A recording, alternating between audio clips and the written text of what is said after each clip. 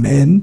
오늘도 예배 오신 여러분 환영하면서 서로 좌우 앞뒤로 인사 나눕니다. 주의 은혜가 함께 하십니다. 반갑습니다. 네, 반갑습니다. 네, 고맙습니다. 오늘은 특별히 보니까 우리 황서로 집사님 어머니 오셨네요. 우리 따님이 이제 임신해서 출산에 오셨는데 우리 어머니 한번 인사 나누겠습니다. 잘 오셨습니다. 네, 오셨습니다. 지금 그 중국에서 교회를 몸소 지금 지키고 계시는데 그 은혜가 어디에나 함께하길 간절히 원합니다. 지난 주일 설교 제목은 영적 백신이었습니다. 그래서 영적 백신, 요즘 우리가 백신의 문제를 많이 이야기하기 때문에 영적 백신에 대해서 하나님의 은혜를 나눠봤습니다.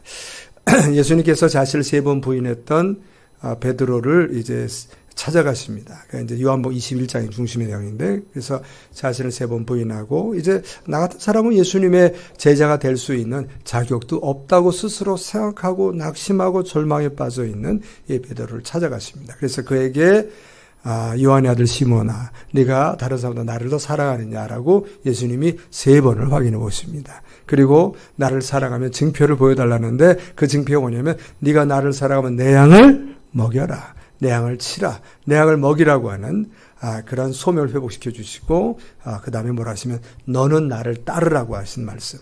다시 네가 가지고 있는 생각을 벗어버리고 절망과 좌절을 벗어버리고 실패를 딛고 다시 일어나서 이제 새로운 소명을 가지고 사도로서의 사명을 감당하라는 나를 따르라고는 아주 귀한 다시 한번 소명을 주시는 엄숙한 장면이 요한복음 21장에 나와 있습니다. 그 은혜 속에 딱 보니까 누가 보이냐면 늘 라이벌로 보였던 사도 요한이 보이거든요. 그러니까 물어보잖아요. 예수님 죄는 어떻게 되겠냐고. 예수님께서 그렇게 얘기하는 이 베드로에게 언제나 늘 지난주도 얘기했지만 베드로와 안드레가 같은 이제 요한의 자녀들이고, 그다음에 세베대의 두 아들 야고보와 그 요한으로 인해서 늘 경쟁했고, 또 그 나름대로의 어떤 시기도 있었고 불편했던 그런 사도 요한에 대한 경계심에 대해서 예수님께서 말씀하시기를 요한복음 21장 20절에 예수께서 이르시되 내가 올 때까지 그를 머물게 하고자 할지라도 너에게 무슨 상관이냐? 너는 나를 뭐하라고 그랬습니까? 따르라. 다른 사람 옆에 사람 신경 쓰지 말고 너에게 준 그 소명만 다시 한번 재확인하고 죽도록 뭐하라는 거예요? 지금 충성하라. 그래서 저도 여러분도 하나님의 은혜 가운데 우리 주변 사람 보지 말고 우리에게 부어진 하나님의 은혜만을 바라보며 하나님 주신 그 은혜 속에 정말 죽도록 충성하는 주의 백성 되기를 주여로 축복합니다. 이 하나님께 주신 이 백신은 사실은 사도 요한을 위해서 준 것이 아니라 이후에 나타날 사도 바울을 위해서 준 거거든요. 그래서 사도 바울로 인해서 베드로는 사도 바울과 경쟁하지 않습니다. 다투지 않습니다. 그를 인정합니다. 그리고 어떤 환경과 여건 속에서도 화합하려고 애를 쓰는 그런 베드로의 모습을 우리는 신약 전체 성경에서 우리는 볼 수 있었습니다. 오늘은 동일한 제목의 영적 백신 2라는 제목을 가지고 우리 기독교 역사상 최초의 선교사로 파송되었던 사람이 2사람인데 바나바와 바울입니다.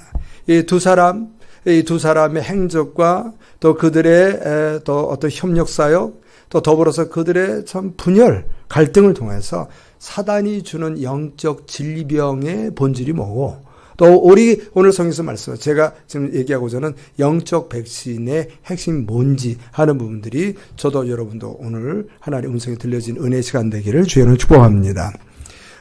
말씀드린 것 같이 기독교 역사상에 제일 처음으로 선발돼서 파송된 선교사는 바나바와 바울이란 말이죠. 안디옥에서 파송을 했는데 이 사람들이 안디옥 교회에 있었던 그 지도자들 5명이 있었는데 그 중에서 바울과 바나바가 우리가 가야 되겠다. 본인들이 소명을 받고 나간 것도 아니고 안디옥 교회 사람들이 서로 의논하고 선투표해서 우리가 한번 투표해가지고 그중에서 최투표를 많이 받은 2사람을 보내자. 그래서 그렇게 해서 선교사로 파송된 것도 아니고 그들이 처음으로 기독교 역사상 처음으로 선교사로 파송된 것은 성령 하나님의 그 부르심이었단 말이죠. 사도행 13장 1절 가시면 그 내용을 이렇게 얘기하고 있습니다. 안디옥 교회의 선지자들과 교사들이 있으니 곧 바나바 제일 먼저 나온단 말이에요. 니게라는 시몬, 2번째 시몬이 나오고 고로네 사람 루기오 3번째, 본부왕 헤롯의 젖동생 마나인 4번째, 그리고 사울. 그래서 제일 먼저 나온 사람이 바나바고 맨 마지막 나온 사람이 누구냐면 사울이거든요. 이건 뭘 얘기했냐면 그 당시에 이 교회의 나름대로 서열을 보면 누가 제일 먼저 나왔어요? 여러분 보면 바나바거든요. 바나바가 지금 그 교회가 세워질 때 예루살렘 교회에서 목사로 파송한 사람이기 때문에 거기에 제일 큰 어떤 영적 지도자로 좀 나와 있단 말이죠. 자, 그런데 이 절 보니까 저를 섬겨 금식할 때 성령이 이르시되 내가 불러 시키는 일을 위하여 바나바와 사울을 따로 세우라 하시니 이에 금식하며 기도하고 두 사람에게 안수하여 선교사의 직분으로 안수하여 보냈단 말이죠. 우리 뭘 보냐면 선교라는 거는 사람의 외적으로는 사람이 나가지만 이거는 이 선교의 배후에는 누가 계신 거예요? 보니까는 성령 안에는 계신 거예요. 선교는 인간의 의지적으로 내가 하고자 하는 것이 아니라 선교는 하나님이 불러 시키는 일임을 기억하시기 바랍니다. 그러니까 주체는 하나님이고 우리는 거기에 순종에 따르는 거란 말이죠.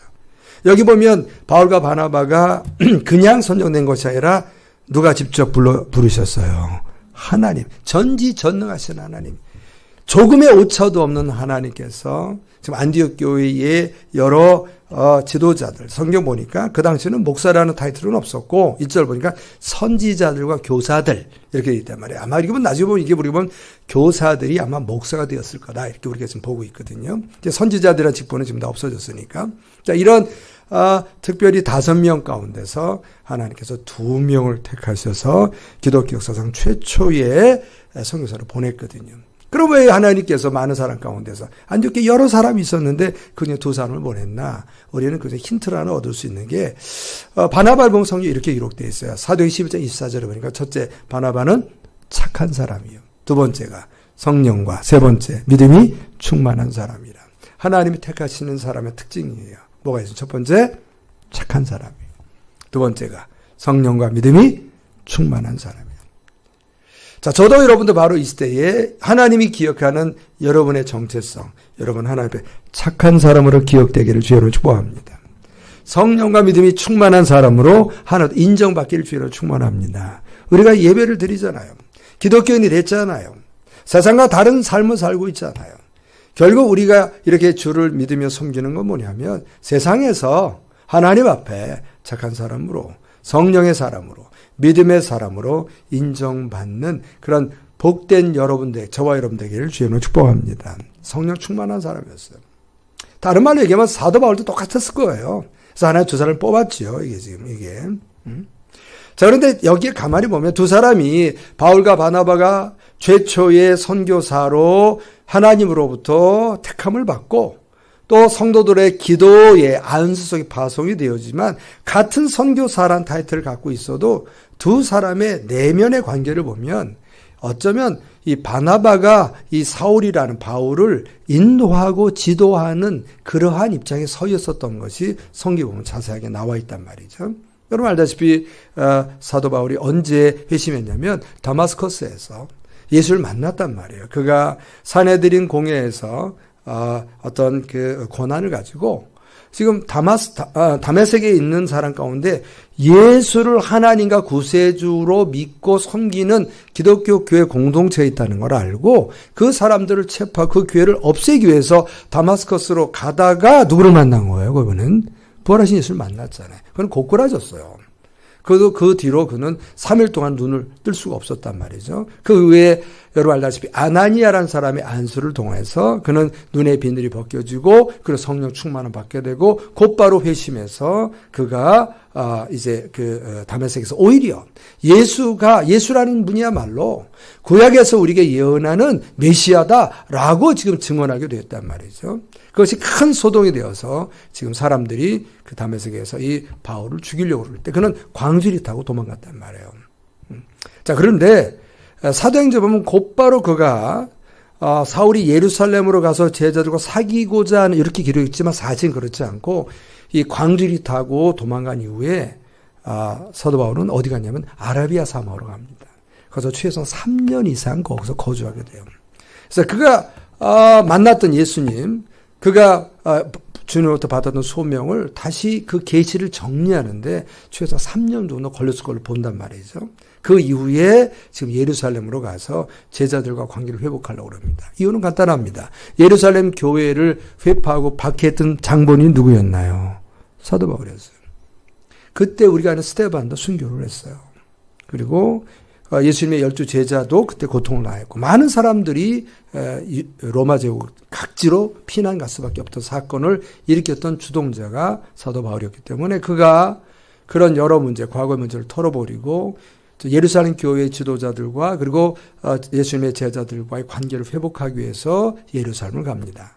사도행전 9장 26절에 성경이 이렇게 얘기합니다. 사울이 예루살렘에 가서 제자들을 사귀고자 하나 다 두려워하여 그가 죄자됨을 믿지 아니하니 지금 다메섹에서 회심한 지 3년이 지났어도 제자들의 마음을 열지를 않아요. 지금 그러니까 사귀지를 않는 거죠. 교제를 안 해요. 그때 누가 중간에서 이 사도 바울과 그리고 예수님의 제자들을 관계를 회복시키는데 앞장서면 바나바예요. 사도행전 9장 27절에 바나바가 데리고 사도들에게 가서 안 만나주니까 그러니까 데리고 가서 그가 길에서 어떻게 주를 보았는지 다메섹에서 어떻게 예수를 보았는지 주께서 그에게 말씀하신 일 주님께서 바울에게 주신 소명들 다메섹에서 그가 어떻게 예수 이름으로 담대히 말했는지를 지금 대신해서 바울을 대신해서 예수님의 제자들에게 설명함으로 인해서 예수님의 제자들과 이 바울의 관계를 회복시키려고 가장 앞장서서 애쓰고 수고한 인물이 바로 누구였냐면 바나바였거든요. 자, 그런데 잘은 모르겠으나 이 이후에도 예수님의 제자들과 바울과 관계는 완전히 관계 회복된 것 같지는 않아요. 왜냐하면 이후에 갑자기 바울이 닷소로 자기 고향으로 땅에 가서 최소 6년 이상 거기서 집권하게 됩니다. 그러면서 우리가 알고 있는 신약의 여러 가지의 그 유대교와 기독교에 대해서 유대교로부터 기독교라는 종교의 이론과 신학을 정립하는 데 아마 시간이 걸렸을 거라고 이렇게 생각을 한단 말이죠. 자, 그 와중에 이제 예루살렘 교회 박해로 인해서 흩어졌던 기독교도들이 어디까지면 안디옥까지 갑니다. 거기서 안디옥에서 그동안에 유대인끼리만 복음을 전했다가 그 안디옥에 와서 비로소 이방인에게 예수를 전했는데 하나님의 은혜 가운데 세상에 목사가 없는데도 교회가 만들어지는 거예요. 지금 교회가 생겼어요. 그게 무슨 교회라고요, 그게? 안디옥 교회라는 게. 안디옥의 특징이 담임 목사 없이 성도들이 먼저 생긴 교회가 안디옥 교회예요. 그 얘기를 예루살렘 교회가 듣고 깜짝 놀랐잖아요. 그래서 안 되겠다. 여기 목사를 파송하자. 그래서 파송된 사람이 바로 누굽니까? 바나바예요. 바나바. 근데 아까 말했잖아요. 바나바는 착한 사람이요. 그런 성령과 믿음이 충만한 사람이어서 그로 인해서 1차적으로 안디옥교에 크게 부흥하게 됩니다. 그는 자기 힘으로 얼마든지 안디옥교를 부흥시킬 수 있음에도 불구하고 그의 마음속에 걸리는 사람이 있었는데 바로 누구냐면 사도 바울이었어요. 그래서 그가 사도 11장에 보니까 25절에 바나바가 사울을 찾으러 닷소로 갑니다. 그 고향에 6년 이상 치과에 있는 닷소로 가서 찾아갑니다. 26절에 만남의 안디옥으로 데리고 와서 둘이 교회 1년간 모여서 큰 무리를 가르쳤다고 기록되어 있습니다. 제자들이 안디옥에서 비로소 별명을 얻었어요. 무슨 별명을 얻었나요? 그리스도인. 이거 굉장히 중요합니다. 왜냐하면 이 당시 로마의 정부에 봤을 때는 이 유대교나 기독교는 구분이 안 가는 거예요. 근데 유대교와 구별된 기독교라는 종교. 그리스도인 예수님, 그리스도를 닮기 위하여 몸부림치는 사람들. 내지는 그리스도의 명령에 절대 순종하고 따르는 사람들의 공동체라는 뜻이 그리스도인이에요. 우리가 말 크리스찬. 기독교도들이라고 하는 처음에 그 이름을, 그 별명을 어디서 얻었냐면 무슨 교회였습니까? 안디옥 교회였어요. 바나바 혼자도 안 되고 바울 혼자도 안 돼. 두 사람의 그 협력 사역이 얼마나 강력했냐면 그것으로 인해서 하나님의 강력한 성령 임재와 은혜 속에 말씀을 배웠던 사람들. 여기 보니까는 바울과 바나바가 큰 무리를 가르쳤어요. 티칭한 거죠. 이렇게 설교라는 포맷을 같이, 이건 서먼이라고 그러잖아요. 이거는 원웨이 커뮤니케이션이거든요. 근데 바울과 바나바는 원웨이 커뮤니케이션 한 것이 아니라 가르쳤어요. 티칭하면서. 자, 그걸 통해서 사람이 변해서 그 변화의 역사가 얼마나 강력하게 나타나냐면, 이 사람들이 어떤 사람들이든 이것만 와서 말씀을 통해 배우니까 또 다른 예수가 되는구나. 그 이름을 뭐라고 그런다고요? 그래서 그리스도인이에요, 그리스도인. 예, 지금. 자, 그래서 두 사람이 비록 안디옥 교회에서 선교사로 파송이 되었지만 그러나 두 사람의 관계를 보면 그 바울과 바나바 속에 누가 더 영적으로 지도자인 것 같아요? 바울인 것 같아요? 바나바인 것 같아요? 바나바예요. 바나바가 인도자 역할을 해요. 어쩌면 발탁한 사람이고 가장 어려울 때에 바울을 위로하고 격려하고 세워준 사람이 바로 바나바였다고 성경은 우리에게 얘기하고 있어요. 자, 그래서 두 사람은 1차 전도여행을 은혜롭게 마쳤죠. 자, 그리고 1차 전도여행을 마치고 안디옥에 왔을 때 큰 소동이 한번 일어나는데 그게 뭐냐면 예루살렘 교회에서 유대주의 기독교도들이 안디옥 교회에 와서 성도들을 가르치는데 뭐라고 가르치냐면 예수를 믿는 건 좋은데 예수만 믿고는 구원 못 받고 할례도 받아야 한다. 이렇게 가르치는 바람에 충돌이 일어납니다. 왜냐하면 바울과 바나바는 야, 이방 사람들 우리는 더 이상 할례 받을 필요가 있다 없다? 없다. 우리는 율법 지킬 필요가 없다. 누구든지 예수를 구세주로 고백하고 마음으로 믿어 입으로 시인하기만 하면 구원 얻는다. 이신 칭의를 가르쳤거든요. 그래서 이것 때문에 아주 둘이 부딪혔어요. 두 세력이. 그래서 뭐가 맞는지를 확인하기 위해서 바울과 바나바 및 안디옥교회 지도자들 몇 명을 예루살렘으로 보냅니다. 그래서 예루살렘에는 예수님의 제자들과 거기에 원로들이 모여서 뭐가 맞는지, 예수만 믿어서 구원 얻는 건지 아니면 정말 그들도 할례를 받아야 되는 건지 이 문제를 논의하기 위해서 제1차 예루살렘 총회가 이루어지게 됩니다. 근데 그 예루살렘 총회가 이루어지면서 나중에 어떻게 되냐면 베드로와 그리고 예수님의 친동생 야고보 그리고 사도 요한이 이 사도 바울을 공식적인 그런 이방인을 위한 사도로 인정하는 권위를 부여하는 아주 결정적인 계기가 되는 것이 예루살렘 총회가 됩니다. 예루살렘 총회 사건 이후에 바울은 자신의 위치를 이렇게 설명하고 있습니다. 갈라디아서 2장 8절 가시면 사도 바울이 베드로에게 역사하사 그를 할례자의 사도로 삼으신 이가 예수님께 하나님이죠. 또한 내게 역사하사 나를 이방인의 사도로 삼으셨느니라 이렇게 표현하고 있단 말이에요. 여기 역사하사라고 나오죠. 역사하사. 이런 말은 이제 밖에서는 무슨 말인지 못 알아들어요. 이건 지금 이게 역사한다는 건 무슨 말이야? 활동하다는 거야. 강력하게 활동하다. 베드로의 내면에서 강력하게 활동하여 그를 할례자의 사도로 삼으신 그분이 그 하나님이 또한 내게도 강력하게 역동적으로 활동하셔서 나를 이방인의 사도로 삼았다. 그래서 지금 사도 바울이 자기를 누구랑 동격으로 놓고 있는 거예요. 보면은 베드로랑 동격으로 놓고 있거든요. 자, 그래서 여러분 뭘 알 수 있냐면은 이 예루살렘 총회 이후에 그 전에는 사도 바울은 항상 바나바에게 의존적이었어요. 왜냐하면 자기가 예루살렘 교회에 행한 죄악이 있기 때문에 늘 불편했는데 그래서 항상 바나바가 중간에 껴서 자기를 대변하는 역할을 하다가 예루살렘 총회 이후에는 지금 베드로도 야고보도 사도 요한도 지금 에라블레스이 바울을 누구의 지위까지 격상시켜줬어요. 보니까 베드로의 지위 격상시켜준 거예요. 자, 이제는 바나바의 도움이 없어도 혼자 홀로 설 수가 있게 된 거예요. 누가? 바울이. 그 상태에서 2차 선교 여행을 가자고 하는 와중 속에 서로 다툼이 일어나는데 이게 자존심 싸움이란 말이에요. 지금. 예를 들어서 두 사람이 신학적으로 안 맞아. 1차를 갔다 오니까.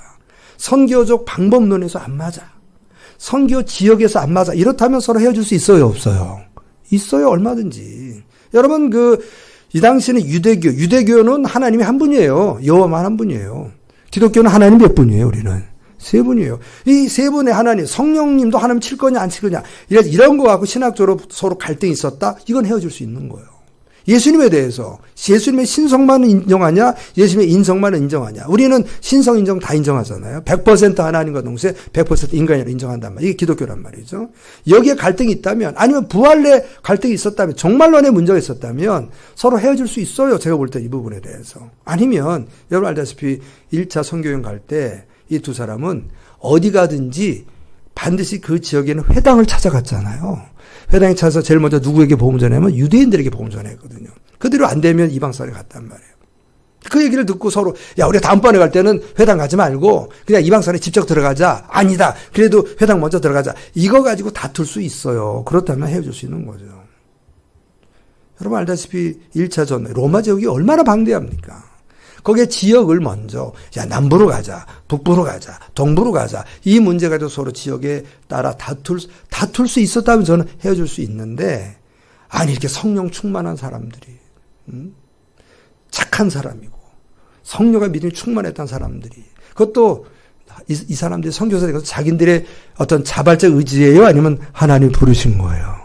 부르셨잖아요. 전지전능하신 일말의 착오도 없으신 하나님이 부르셨단 말이에요, 두 사람을. 왜냐하면 안디옥 교회를 통해서 그들이 처음으로 그들의 협력 사역을 해서 이반 교회에서 처음으로 별명을 무슨 별명을 얻었다고요? 그리스도인. 하나님 높이 평가하신 거예요. 그래서 그들을 선교사로 불러서 1차 사역하고 예루살렘 총회 마치고 오면서 두 사람의 미묘한 관계, 주정 관계, 이제 대등 관계로 온 거예요. 대등 관계로 오면서 충돌이 뭐냐, 자존 충돌을 하는데 성비치고 발달해서 제가 보면, 자, 사도행 15장 30절 이렇게 되어 있습니다. 며칠 후에 바울이 바나바더로 말하되 우리가 주의 말씀을 전한 각성으로 다시 가서 형제들이 어떠한가 방문하자 하고, 그래서 1차 전도 여행 때 갔던 그 교회를 다시 방문하자. 그랬더니 바나바는 마가란 요한도 데리고 가고자 하나. 그래서 1차 전도 여행 때 지금 우리가 아는 이는 마가의 다락방 이해하시잖아요, 지금. 이 마가를 1차 쫓아갔거든요, 조수로. 그런데 여러분 알다시피 마가네 집이 부자란 말이에요. 이 도련님이 고생을 해봤어요, 안 해봤어요? 안 해봤단 말이에요. 마음만 뜨겁게 갔다가 현실에 부딪히니까 너무 힘들어서 도중에 반 빌려서 도망가 버렸어요, 다시 집으로. 자, 그런데 바나바는 뭐라 하냐면, 우리 조카니까 한 번 더 기회 주자. 이거 기회 줄 수 있어요, 없어요? 여러분 볼 때는. 있잖아요, 이번에. 응? 자, 그런데 바울은 반빌리에서 자기들을 떠나 함께 일하러 가지 아니한 자를 데리고 가는 것이 옳지 않다 하여. 그래서 바울은 반대하는 거예요, 이번에서. 근데 이거 예전 같으면 그 예루살렘 총회에서 소위 말하는 바울의 지위가 베드로만큼 올라가는 그런 일이 없었고, 아직도 바나바에게 의존적이었다면 바나바의 제안을 바울이 거부했을까요? 받아들였을까요? 상고적으로. 어땠을까요, 여러분? 받아들였단 말이에요. 왜 안 받아들이냐면 이제 동격이 되는 거예요. 지금 여기서 충돌이 일어난다니까. 여기서 충돌이. 안 받아요. 39절에 서로 심히 다투어 피자 갈라섰어요. 아니 이게 무슨 신학의 문제도 아니에요. 이게 무슨 선교의 중요한 이슈 때문에 그런 게 아니라 사소한 자존심 때문에 이거. 아니 뭐 바나바 입장에서 안 데리고 가면 다음번 데려가면 돼요, 안 돼요? 되잖아. 그것도 싸워. 바울은 그거 가지고 한번 받아주면 어때? 이번에 신을 또 도망가면 뭐 이제 다음부터 안 받아주면 되지. 한 번 더 받아줄 수 있잖아요, 안에서. 별거 아닌 것 같고 자존심에 충돌이 일으킨 거예요. 여기 보니까 뭘 얘기하냐면, 아무리 성령 충만한 사람과 아무리 성령 충만한 공동체라도 사단이 인간에게 가장 효과적으로 접근할 수 있는 영적 시험의 질병의 본질이 뭐냐면 그 사람의 자존심을 상하게 만드는 거예요. 자존심 상하면요, 사람이. 여러분 이거 만만하지 않아요. 바울과 바나바 하나님이 택한 사람들도 서로 싸움이 아주 그냥 싸웠어요? 힘이 싸웠어요. 힘이 싸웠어요. 그 뒤로 화해했다는 기록이 안 나와요, 성경에는. 이 안에서. 바나바는 마가 데리고 배 타고 구부로 가버렸잖아요. 자기 고향 키프로스니까 가버렸단 말이에요, 이 안에서 지금. 그리고 바울은 신라를 택한 후에 형제들에게 주의 은혜의 부탁을 받고 떠나 수리와 길리기아로 다니며 교회들을 견고하게 아니라 완전히 헤어지고 만 거예요. 아니 그렇게 협력 사역을 해서 안디옥 교회를 통해서 그리스도인이라는 그 아름다운 이름도 얻게 만든 두 사람이 다른 문제도 아니고 자존심 하나 이것 때문에 충돌을 해가지고 완전히 갈라섰다. 지금 이게 성경에 나온단 말이죠. 자, 우리 여기서 한 가지를 알아야 됩니다. 뭘 알아야 되냐면, 교회에서 보면 이 목사하고 집사랑 서로 자존심 상한 일이 별로 없어요. 목사끼리 부딪혀요. 이해하시겠어요? 무슨 말인지. 여러분, 장로끼리 부딪혀요. 안수집사끼리 부딪히고요. 권사끼리 부딪혀요. 특별히 뭘 아셔야 되냐면, 나이 어린 친구가 나중에 그 위치가 됐을 때 잘못하면, 옛날에 말 잘 들었는데, 이제 버티면 여기서 충돌이 있는 경우가 굉장히 많아요. 연애에서 지금. 그래서 저희들도 저희가 부교육자 하면서 부교육자끼리 부딪히거든요. 근데 부교육자가 담임 목사는 별로 안 부딪혀요. 왜냐하면 권위 차이가 있기 때문에 아예 부딪힐 생각을 안 하는 거예요. 이게 지금. 이게. 말 한마디 때문에. 근데 이게 쉽질 않아요. 여러분, 이거 뭘 아냐면, 자, 여기 자존심이 상해도 그것으로 인해서 서로 다투지 않고 분열되지 않는 것이 승리하는 겁니다. 아멘. 여러분, 승리하길 주의는 축복합니다. 아멘 하셨죠? 당해보시면요, 뚜껑이 열립니다, 여러분. 이거죠. 절대 쉽지 않습니다. 굉장히 조심해야 됩니다. 뭐가 문제냐면, 바나바는 지금까지 자기가 바울의 보호자가 됐어요. 키워온 거죠. 어느 날 같이 사도의 직분을 받고 이제 반대를 하는 거예요. 별것도 아닌 거 가지고 여기에 바나바는 굉장히 분노합니다. 내가 지금까지 너한테 베풀어 줄 수 얼만데 이거 하나를 못하냐. 지금 그것 때문에 부딪혀요. 자존심 때문에. 바울은 지금까지 내가 당신의 주도권이 있지만 이제 나도 어엿한 사도다. 지금 나도 내 거 주장하겠다는 거죠. 이게 별거 아닌데 이것 때문에 엄청난 결과가 나타났다니까요. 이 안에서 지금. 영적 싸움. 여러분 자존심이 상할 때부터 시작되는 것이 무슨 싸움이 시작된다고요? 영적 싸움이에요. 정말 조심해야 됩니다. 근데 저는 이제 한국 사회에서 이제 컸기 때문에 그 사회마다 독특한 특성이 있어요. 이 사회 안에 우리나라에서는 굉장히 조심할 게 뭐냐면 나이 차이입니다. 나이 차이. 여러분 아무리 신앙적으로 미숙하게 보이고 어리게 보여도요. 연령을 함부로 보시면 안 됩니다.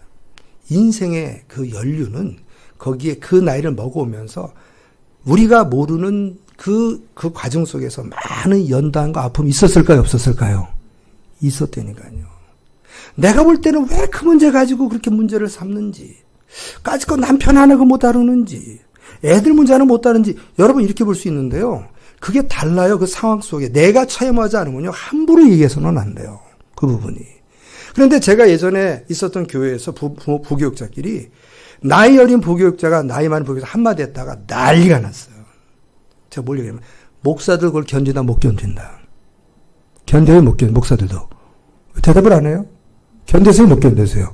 못 견뎠어요. 제가 뭘 말하지만 목사도 못 견디기 뭐고 장로님도 견디다 못 견딘다. 자기도 못 견뎌요. 권사들도 못 견뎌요. 그러니까 여러분이 있을 때 어떤 부분을 그런 부분을 꼭 조언하고 싶으면요. 저한테 얘기하시고 하나님께 기도하세요. 말로 하시면 그때부터 뭐가 일어나요? 무슨 싸움이? 영적 싸움이 일어나요. 우리나라는 안 돼요. 제가 분명히 얘기하는데. 지금 목사들도 안 됩니다. 그 얘기 지금 굉장히 조심하셔야 돼요. 그리고 뭘 하냐면 신앙이 넘어서 저보다 나이가 먹은 사람들에 대한 리스펙을 갖고 있어야 돼요. 그분이 아무리 연약하게 보여도 그거 함부로 보시면 안 돼요. 안에서. 그래서 교회는 어르신들이 있어야 되는 거예요. 이게. 그래서 그분들의 삶의 지혜라는 게 있거든요.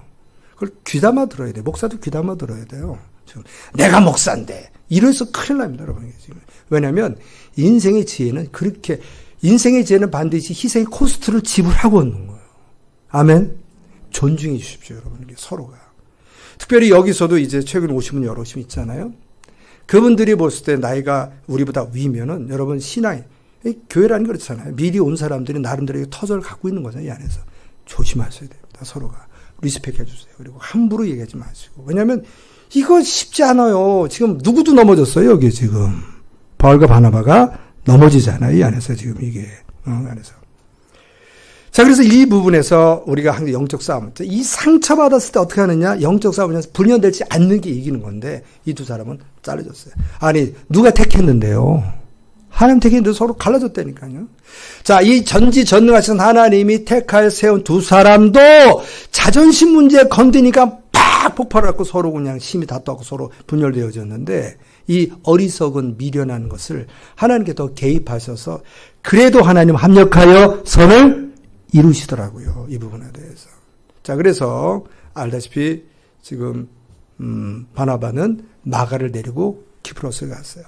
그래서 마가가 다시 그 삼촌 바나바를 통해서 선교의 경험을 쌓고 선교의 지식을 쌓습니다. 그 뒤로 어떻게 되냐면 바나바가 이 마가를 베드로에게 보낸 것 같아요.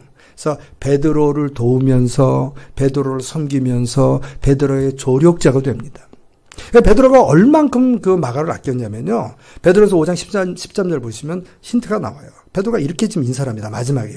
택하심을 함께 받은 바벨론에 있는 교회가 너에게 무난하고 내 아들 마가도 그리하느냐. 그래서 베드로가 지금 마가를 뭐라고 표현해서 자기의 아들 애제자라는 거예요. 지금. 굉장한 애착을 보여줍니다. 자, 그런데 이 마가가 베드로와 함께 사역하면서 얻은 게 있는 게 뭐냐면 베드로를 통해서 예수님의 생애에서 굉장히 듣게 됩니다. 그래서 그것을 제일 먼저 기록해서 우리에게 남겨진 복음서가 바로 무슨 복음서예요? 마가복음서예요. 여러분 우리가 아는 복음서 마태, 마가, 누가, 요한복음 가운데 제일 먼저 쓰여진 복음서가 마가복음에서 원복음서라고 그래요. 우리가. 자, 마태도 예수님의 제자예요. 요한도 예수님의 제자예요. 그러나 이 마가는 사실은 마가복음은 사람을 해서 이 신학자들은 베드로 복음서라고 얘기해요. 왜냐하면 베드로가 체험했던 것을 다 정리한 것이 마가니까 이 안에서. 자, 만약에 여러분 이럴 수 있어요. 그 계속해서 이 마가가 바울과 바나바 사역했고 베드로를 못 만났다면 이 마가복음 탄생하지 못했을 거 보는 거예요. 이렇게 서로 짜게진 것 같고도 하나님께서 하나님의 은혜 속에 마가복음을 만드세요. 자, 그리고 마가를 통해서 이제 마가가 훈련받습니다. 베드로에게 훈련받고 바나바에게 훈련받고 그리고 이제 선교적인 선교사로서 교회 지도자로 성장 성숙하게 될 때에 나중에 보시면 여러분 사도 바울의 사역에도 굉장히 마가가 필요한 사람으로 이제 인정받게 됩니다. 골로새서 4장 10절 보시면 이제 마지막에 사도 바울이 지금 이제 편지를 쓰면서 인사하잖아요. 나와 함께 갇힌 아리스다고 바나바의 생질 마가와 이 마가에 대하여 너희가 명을 받았음에 그가 이거든 영접하라. 이전에까지만 해도 사도 바울의 제자들하고 마가하고 교류가 없었던 것 같았는데 지금 사도 바울이 뭐라고 편지하면 마가가 오면 뭐 하라는 거예요 지금. 영접하라. 잘 대해줘라. 이거 잘 대해줘라. 인정해주는 거예요. 골로새를 통해서. 그러면서 11절 뭐라고 하냐면 유스도라는 예수도 너희에게 문안하느니라. 그들은 할레파이나 이들만 하나님의 나라를 위하여 함께 역사하는 자들이다. 그래서 이 사람만 세 사람 꼽는 거예요. 유스도라는 예수 꼽아요. 예수라는 사람 이름이 너무 많아서 그래요. 아리스다고 그 다음에 또 하나 누가 들어갔어요 거기에. 마가. 이 사람들만 하나님의 나라를 위하고 이런 사람들이 나의 위로가 되었다고 그래서 지금 이 갑자기 성경 보니까 마가가 등장하는데 사도 바울에서 굉장히 힘이 되고 있다는 걸 보는 거예요. 이게 지금.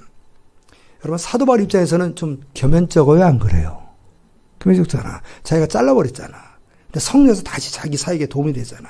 여기 보면 두 사람의 충돌, 바울과 바나바 충돌 가운데 누구 쪽에 더 문제가 있다고요, 여러분? 바나바예요, 바울이에요?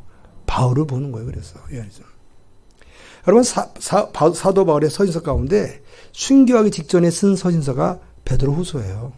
베드로후서를 쓴 이후에 곧 얼마 있어서 네로 황제 때 순교를 당합니다.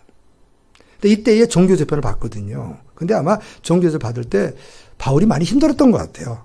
자, 디모데후서 4장 16절에 이렇게 돼 있어요. 내가 처음 변명할 때 이거는 무슨 말이야? 재판을 할 때 당신은 그 친구들과 지인들이 와서 이 사람에 대해서 변호를 해줘야 되는데 우리 같이 이렇게 뭐 변호사 있는 게 아니라 해줘야 되는데 처음 법정에서 변호할 때는 나와 함께 한 자가 하나도 없고 다 나를 뭐였다는 거죠? 버렸대. 정작 중요할 때는 바울이 변호자가 없었던 거예요. 그러니까 얼마나 힘들었겠어요, 사도 바울이. 그러나 그들에게 허물을 돌리지 않기를 원하노라. 이렇게 하면서 여러분 나이가 먹어갈수록 기쁨과 또 소망이 넘치나요? 외로움이 찾아오나요? 외로움이 찾아오죠. 사도 바울도 굉장히 외로운 거예요.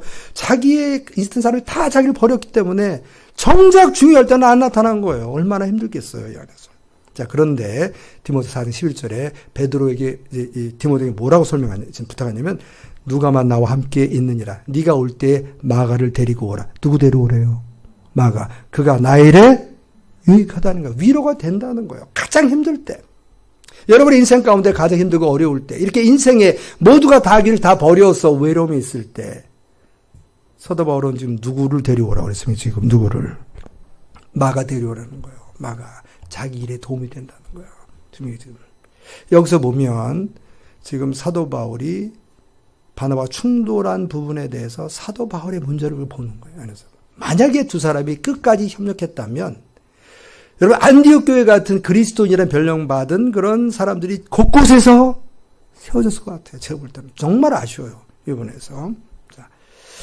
자, 그런데 우리는 뭘 봐야 되냐면 두 사람이 헤어지는데 아까 얘기했어. 두 사람의 어떤 책이 보면 바울 책에도 책이 있다고 보는데 여기 보면은 우리가 보면 선교의 그 역사들이 바나바를 통해서 이루어져요? 아니면 바울을 통해서 이루어져요? 지금 바울 그 이유가 뭐냔 말이에요. 그 부분에서. 여러분 한 가지 중요한 거 놓치시면 안 됩니다. 이별하는 방법을 잘 하셔야 돼요. 이별 방법을. 지금. 자, 사도행 15장 39절 보니까 서로 심히 다투었어요. 바나바가 굉장히 분노했어요. 왜냐하면 지금까지 바울을 배려해주고 인도해주고 선교사로서 목회자로 끌어준 것이 자신이었는데 그까짓 같은 조카 하나 데리고 가는 거 그 문제를 그렇게 심히 반대하고 자기에게 도전하는 것에 대한 자존심이 너무 상해서 화가 나서 바나바는 마가 데리고 배 타고 쿠브로 가버렸어. 그냥 가버렸어. 자, 그런데 40절 보시면 바울은 신라를 택한 후에 그 안디옥 교회 형제들에게 그 교우들에게 주의 은혜 부탁을 받고 떠나서 축복받고 떠나는 거예요, 여러분. 여러분 이별은 어떻게 합시다? 축복 주고받고 떠납시다. 아멘. 이게 하나님께 하시는 거예요. 아무리 서로 힘들고 어려워도 마지막은 축복하셔야 됩니다, 여러분. 특별히 교회를 개척할 때에 이전 교회에서 복 받고 나가셔야 됩니다. 복 받고. 제가 분당학교 13년 선배였잖아요. 제 이외의 선배들이 꽤 많이 개척에 나갔어요. 아쉽게도 그분들 가운데 잘 정착한 분들이 별로 없어요, 지금. 지금 분당학교 여러분 가시면 그분들 가운데 그래도 우리 김상 목사님 밑에 있다 개척해갖고 나머지 사람 이제 저를 꼽을 거예요. 수지학교를 여기를 꼽는데 여러분 제가 분당학교 있을 때 장로 투표만 하고 나면요 저한테 찾아오신 분들이 있었어요. 목사님 떨어진 분들이 와서 뭐냐면 개척합시다. 제가 돈도 되겠습니다. 사람도 되겠습니다. 저 굉장히 유혹 많이 받았어요. 예.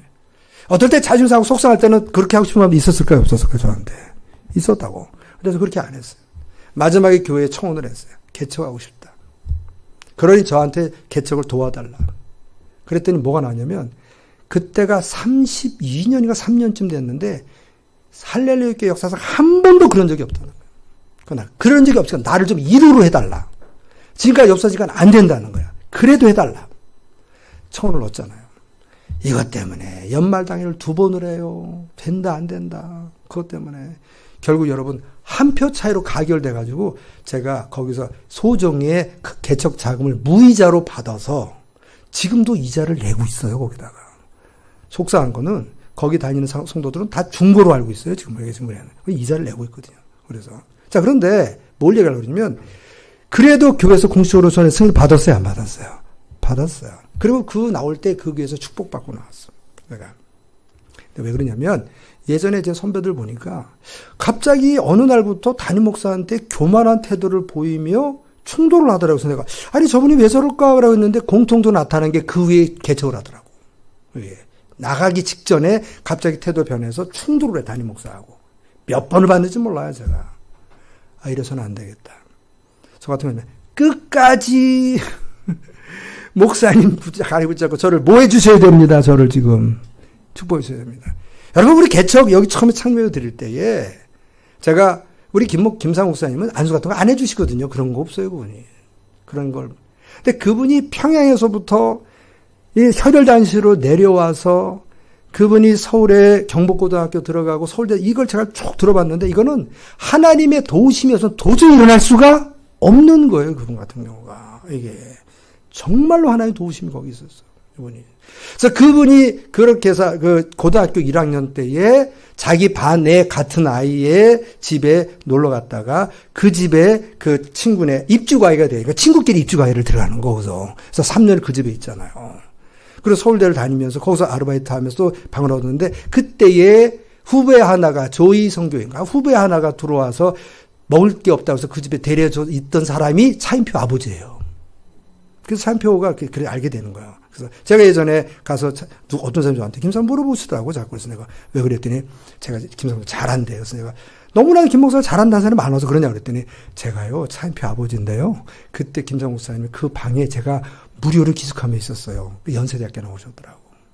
그때 만약에 날 걷어주지 않았으면 제가 어렸을 텐데 그게 인연이 돼서 차인표 시내라 결혼식 때도 김상 목사님이 추려서 줬어요. 나한테 그러더라고. 이게. 근데 그분의 얘기를 들어보는데 그 중학생이 와가지고 이 한국에서 그 미국 유학 이 모든 것에 다 누구의 은혜가 하나님의 은혜가 제가 그걸 보고서 야 저거 받아야겠다 그래가지고 설교 마지막에 끝나고 제가 그랬잖아요. 제가 보니까 우리 김성 목사님한테 누가 함께 하시더라. 하나님이 함께 하시더라. 그거 이제 은퇴하시니까 나한테 좀 달라고 그래. 여기 앉아갖고 내 무릎 꿇라고 축복기도 받았잖아요. 제가 그래가지고 일호로 그래갖고 하나님 이 모든 복을 다 누구에게 주옵소서. 성목사에게. 일바다 봐서 제가 얘기해주면서 그 뒤는 없어. 마치 뭐냐면 야곱에게 다 줘가지고 누구에게 없는 것 같이. 예수님 다 받을 것을 제가 다 받았어요. 그래서 그것 때문에 여러분 했어요. 그래서 여러분 여기에는 뭐가 그러냐면 김상 목사님이 주신 하나님 은혜가 그대로 흘러가고 있으면 믿으시 바랍니다.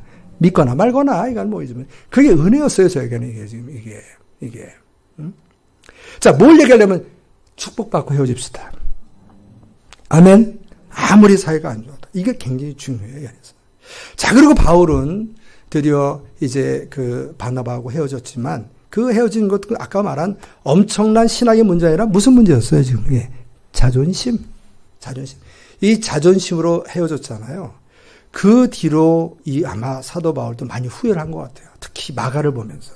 그래서 그 이후에 사도 바울은 개척하고 선교하면서 어마어마한 자존심을 짓밟히는 상황에 놓이면서도 불구하고 그것으로 인해서 폭발하거나 자폭하거나 헤어지지 않고 끝까지 견뎌내는 것을 보게 됩니다. 여러분 참고적으로 알고 계세요. 목회자가 제일 자주 사는 게 뭐냐면 살해 문제예요. 살해 문제. 저는 여러분 주의 종이 되는 선포한 이후부터 사실은 모든 재정에서 다 누구께 맡겼어요. 저는 다 죽게 맡겼어요. 교회가 세워졌잖아요. 참 감사한 게 우리 교우들이 저에게 정말 잘해줬어요. 저는 너무 감사하게 생각해요. 그분에서. 자, 그런데 이 사례를 생각할 때 여러분 잘 보셔야 됩니다. 이 교회가 저의 개인 기업이 아니잖아요. 그래서 여기가 성금이 올라왔다 저는 무작정 이런 거는 안 됩니다. 보면 그 교회가 세워지는 그 동네에 중간치를 주시면 됩니다. 중간치. 많이 주면요, 목사 딴 생각합니다. 적게 주면요, 비굴해져요.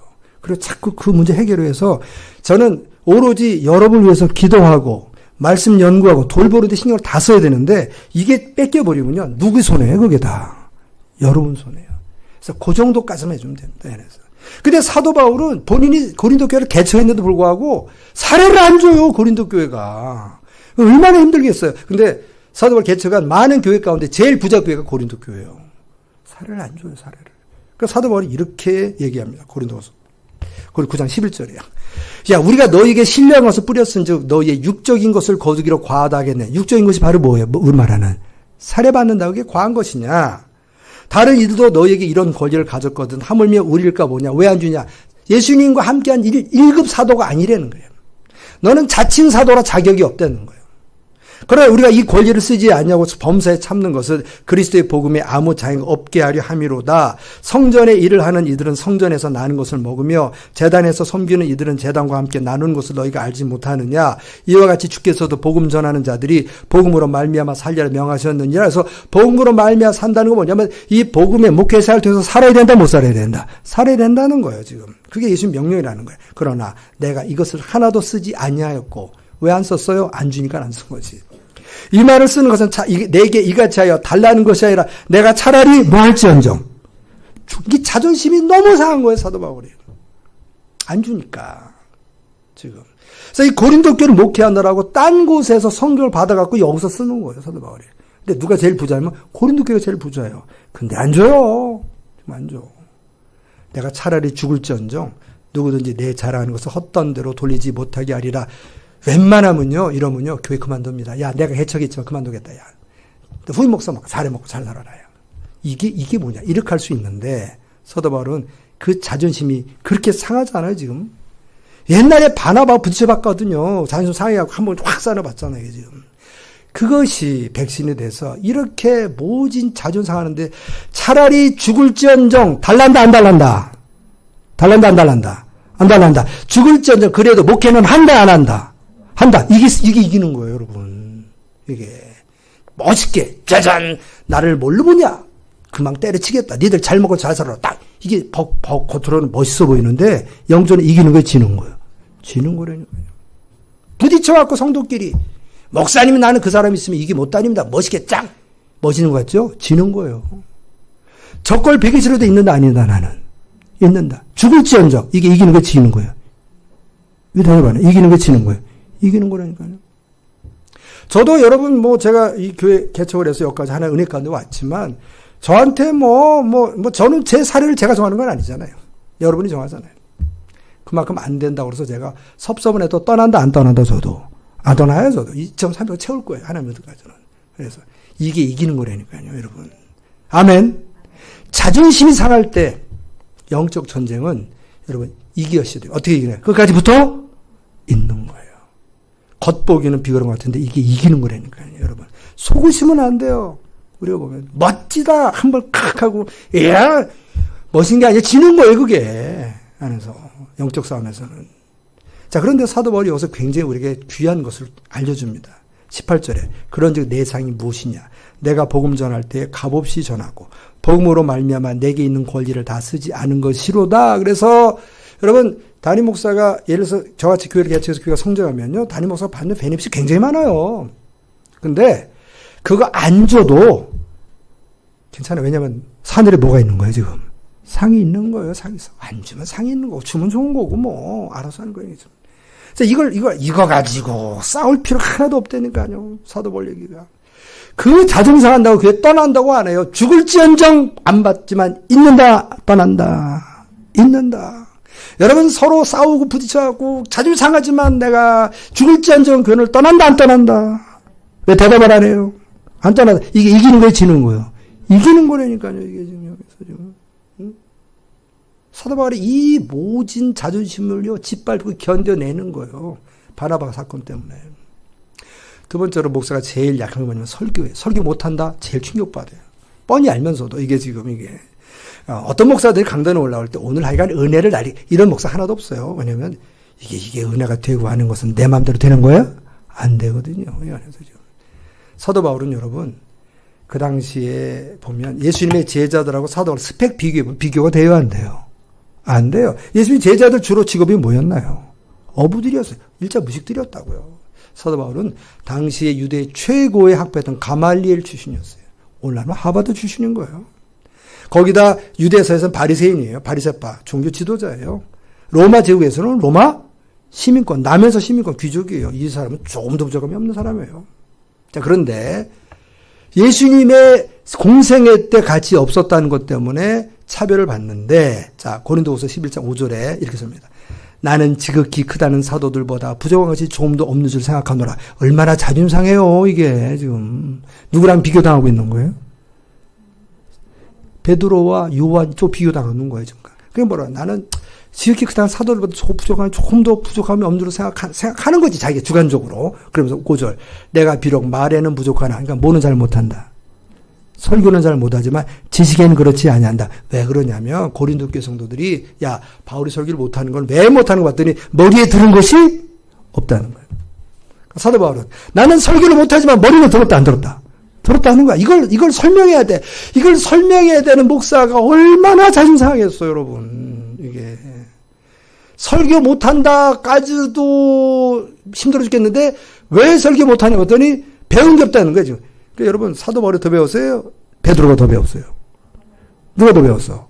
사도 바울이 배웠어. 로마 시민권 가진 사람이 예수 때문에 이러한 모진 자존심이 그냥 묵사발이 나는 거를 당하는 거예요, 여러분. 웬만한 사 같으면 그래, 니들 잘해먹고 잘 살아라, 떠난다 이러는데 사도 바울은 이 꼴을 당하면서 있는다, 안 있는다? 있는다. 이게 이기는 거라니까요. 아멘.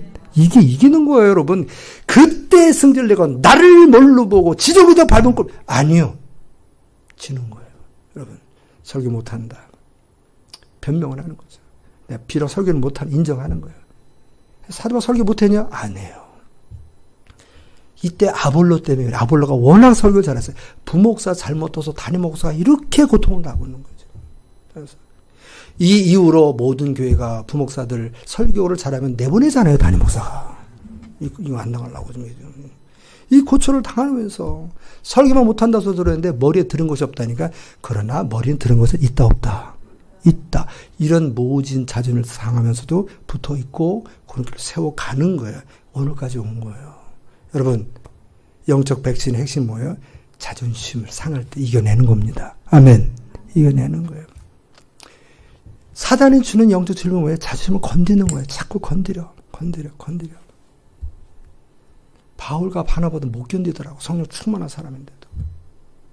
지금 저희 교회에 최근에 정말 귀한 분들이 많이 오셨어요. 기도하는 분들이 오셨어요. 성령의 임재를 아는 분들이 오셨어요. 교회 일이 하면 목숨과 충성하는 사람들이 오셔서 저는 웬 복이 있나 이렇게 싶어요. 기존에 있는 분들도 그런 분이었잖아요, 우리 교회에. 여기까지 오셨는데 하나님 더 부셨어요, 여러분. 서로가 화합하는 과정에서 내가 먼저 네가 먼저로 서로 자존심 건드는 일. 이게 무슨 싸움이 시작된다고요? 영적 싸움입니다. 여러분. 이기셔야 합니다. 설령 당했을 때, 상처 입을 때 바울처럼 견뎌내셔야 합니다. 승리하는 건 아멘. 그거예요, 지금 서로. 저도 그렇고 여러분도 그렇고.